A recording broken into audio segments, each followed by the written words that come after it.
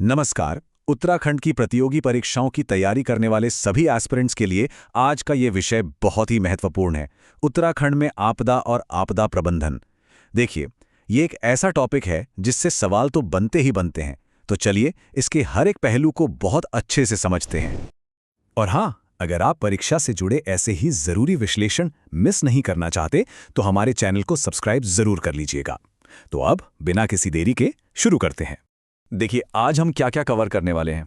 हम उत्तराखंड की बड़ी बड़ी आपदाओं से लेकर 2013 की केदारनाथ त्रासदी, राज्य की मैनेजमेंट पॉलिसीज और इसमें जो मॉडर्न टेक्नोलॉजी इस्तेमाल हो रही है, हर उस जरूरी पॉइंट को कवर करेंगे जो एग्जाम में आ सकता है। ये पटवारी, लेखपाल, यूकेपीएससी और यूकेएसएससी, इन सभी परीक्षाओं के लिए एक कंप्लीट गाइड की तरह होगा। तो सबसे पहले शुरुआत करते हैं कुछ ऐतिहासिक आपदाओं से। देखिए, किसी भी आपदा प्रबंधन को समझने के लिए अतीत की घटनाओं को जानना बहुत जरूरी होता है। इससे हमें कॉन्टेक्स्ट मिलता है। उत्तराखंड ने अपने इतिहास में कई बड़ी बाढ़ों का सामना किया है, जैसे कि 1951 में पूर्वी नयार नदी की बाढ़, फिर 1967 में नानक सागर बांध टूटने की एक बहुत बड़ी त्रासदी हुई थी जिसमें 80 लोगों की जान चली गई थी।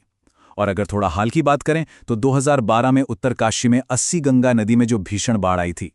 ये जो तारीखें और जगहें हैं ये एग्जाम के पॉइंट ऑफ व्यू से बहुत महत्वपूर्ण है, तो इन्हें जरूर नोट कर लें।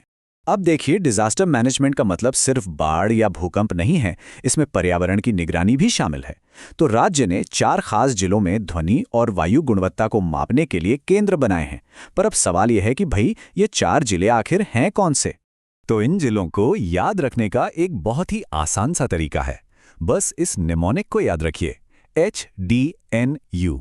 इसको आप ऐसे सोच सकते हैं, high definition nature of Uttarakhand. है ना सिंपल? H से हरिद्वार, D से देहरादून, N से नैनीताल और U से उधम सिंह नगर। बस HDNU याद हो गया। अब हम आते हैं राज्य की सबसे बड़ी आपदा पर, 2013 की केदारनाथ त्रासदी। ये घटना एक टर्निंग पॉइंट थी जिसने राज्य के आपदा प्रबंधन के पूरे नजरिए को ही बदल दिया। इस तारीख को तो बिल्कुल दिमाग में बिठा लीजिए, 16 और 17 जून 2013। ये किसी भी कॉम्पिटिटिव एग्जाम के लिए एक सुपर इंपॉर्टेंट फैक्ट है। यही वो दिन थे जब ये विनाशकारी आपदा आई थी। तो सवाल ये है कि आखिर ये आपदा हुई कैसे?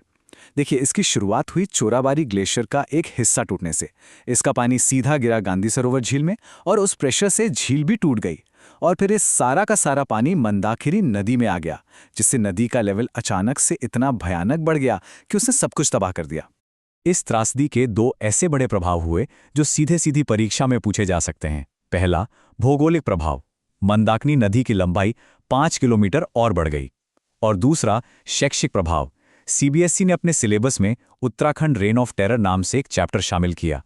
अच्छा, इतनी बड़ी आपदा के बाद जाहिर है राहत और पुनर्निर्माण के बहुत बड़े पैमाने पर प्रयास हुए। चलिए अब उन पर एक नजर डालते हैं। राहत कार्यों के लिए 2 बड़े ऑपरेशंस चलाए गए थे। एक था ऑपरेशन सूर्य होप, जो इंडियन आर्मी ने चलाया, और दूसरा था ऑपरेशन राहत, जिसे इंडियन एयरफोर्स ने अंजाम दिया। फिर बाद में लंबे समय के पुनर्निर्माण के लिए ऑपरेशन केदार शुरू किया गया। इन तीनों के बीच का फर्क समझना बहुत जरूरी है। और यहाँ पर एक और बहुत जरूरी फैक्ट आता है। ऑपरेशन केदार का जो पुनर्निर्माण का काम था वो आधिकारिक तौर पर 11 मार्च 2014 को निम यानी नेहरू पर्वतारोहण संस्थान को सौंप दिया गया था। ये तारीख भी बहुत महत्वपूर्ण है। केदारनाथ त्रासदी के बाद ही राज्य को लगा कि एक प्रॉपर फॉर्मल आपदा प्रबंधन ढांचा होना ही चाहिए। तो चलिए देखते हैं कि ये ढांचा आखिर है कैसा। ये एक बहुत ही जरूरी फैक्ट है और सच कहूं तो गर्व की बात भी है। उत्तराखंड हमारे देश का पहला ऐसा राज्य था जिसने एक डेडिकेटेड डिजास्टर मैनेजमेंट मिनिस्ट्री यानी एक समर्पित आपदा प्रबंधन मंत्रालय बनाया। इसे तो जरूर याद रखना है। अच्छा, एग्जाम में एक शब्द आपको दिख सकता है, शमन। इसका मतलब क्या होता है? शमन का सीधा सा मतलब है किसी आपदा के असर को कम करना। इंग्लिश में इसे कहते हैं मिटिगेशन। ये डिजास्टर मैनेजमेंट पॉलिसी का एक बहुत ही कोर हिस्सा है। अब जरा राज्य की नीतियों पर बात कर लेते हैं। उत्तराखंड ने आपदा प्रबंधन के लिए ऑस्ट्रेलियन मॉडल को अपनाया है, और जो नेशनल डिजास्टर मैनेजमेंट एक्ट यानी NDMA 2005 है, वो राज्य में जनवरी 2006 से लागू किया गया था। तो चलिए अब जरा राज्य ने जो आजकल की मॉडर्न टेक्नोलॉजी और जो नई पहल की हैं, उन पर फोकस करते हैं।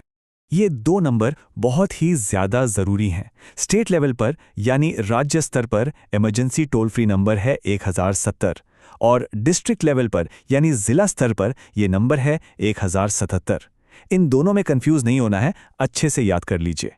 मौसम का सटीक अनुमान लगाने के लिए राज्य में 3 डॉपलर रडार लगाए गए हैं और इन्हें याद रखने का एक मस्त तरीका है MSL यानी मौसम सबसे लाजवाब।